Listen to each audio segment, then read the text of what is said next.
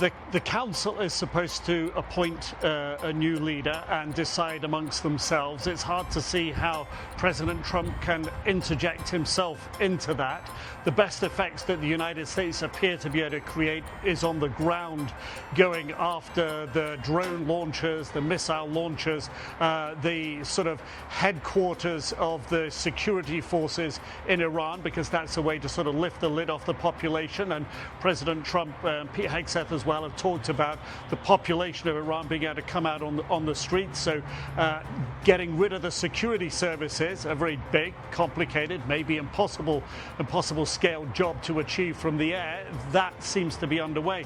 What we've witnessed here today in Saudi Arabia again is Iran's ability to sort of pick and choose and change its tempo.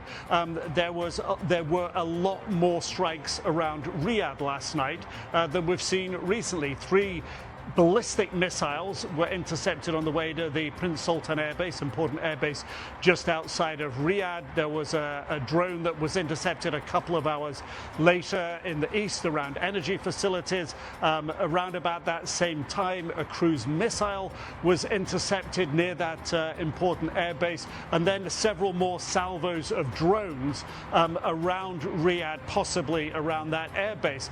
The knock-on effect of that was some of the international flights coming into Riyadh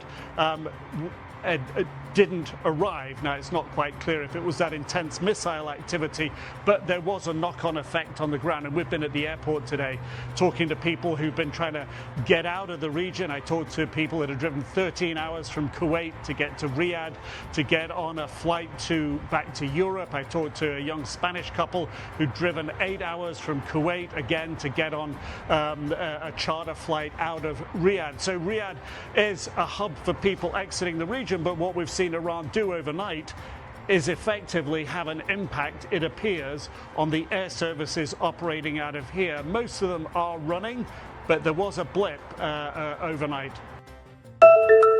Harry Styles is getting back to work with his first full-length concert in nearly 3 years. And you can watch every minute of it in his new Netflix special, Harry Styles One Night in Manchester. He'll be performing every song on his just-released album Kiss All the Time, Disco Occasionally, including the #1 hit, Aperture.